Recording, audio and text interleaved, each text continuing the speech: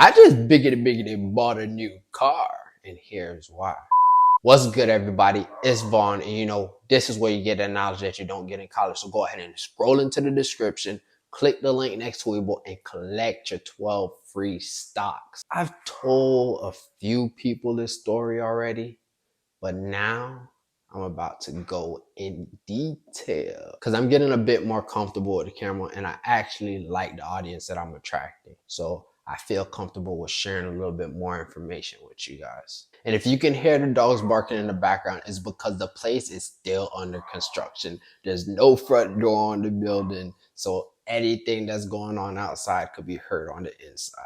But gonna make it do what it do with what I got. You hear me? For those of you that don't know, in 2022, I decided to move to Jamaica so that I could build a foundation. That way my family would no longer be on a plantation. In order to do that, I needed some sort of transportation. So when I first moved to Jamaica, my uncle allowed me to use his car. And that was going good at first because it gave me the ability to be mobile. And when I first started out on this project, I was working with the workers that had already been working on the project, because in 2022 I first came down here with my mom and she was going to be working on the property with her brother, and then something happened and that didn't work out, and then I came back down in May of 2022. So the first time I came down was in March, and then I came back in May. And when I came in May, they had did a little bit of work and I continued the project from there. And since I didn't know any contractors, I just continued to work with the workers that they already had. And at the time I was bringing the workers to work and home in the evening time because it seemed like they didn't want to commute for the loop. And I wasn't here to have fun. I was here to get some work done. So I found a way to make it work because they live close to a property in Kingston that my family owns. So in the evening time, I'll just stay there. And then in the morning, I'll bring them to Portmore, which is about a 30-minute commute depending on traffic.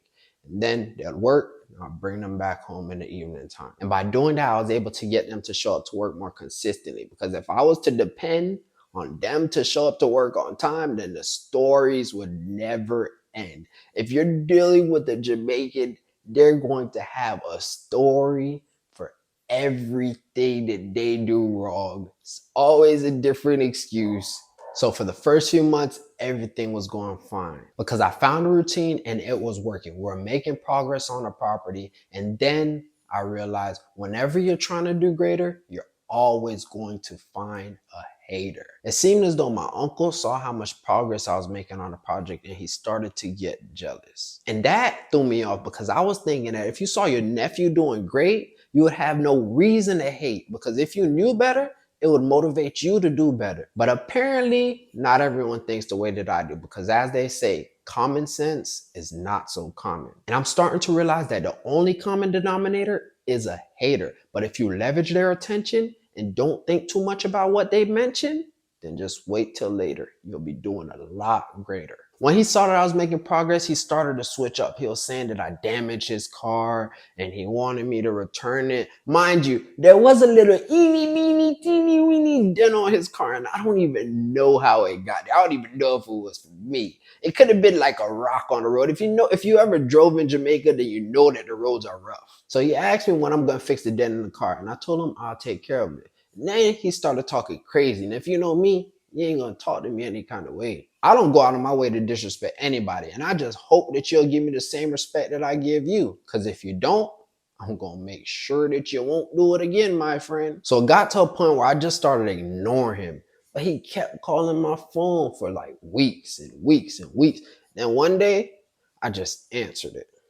And I went off. I'm talking about he ain't know what to say. Like, he ain't know who was talking to him on the phone, but he knew that I wasn't playing. To be honest, I don't remember exactly what I said, but I know that I told him, you gave me the key, and if you want it back, you gotta come and get it yourself. And he ain't like that, but I ain't care. It was non-negotiable. You ain't gonna disrespect me and then expect me to comply. After that, he was blowing up my phone. He wouldn't leave me alone. So I just blocked him. And after that, he started calling everybody in my family. He called my mom, my dad, my uncles, my cousins.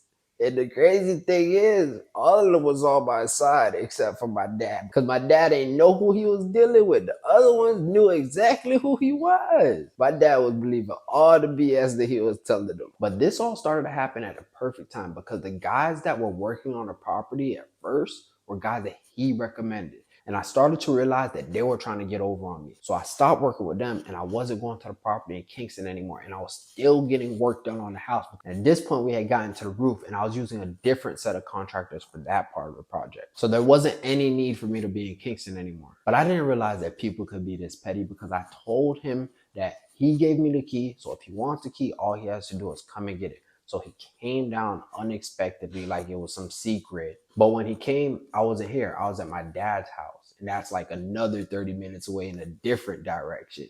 And he was banging on the grill and he was scaring my grandpa and he started cursing out my grandpa and saying a whole bunch of stuff. I don't know exactly what he was saying. And he was dragging the situation out because before that, he had the police calling my phone.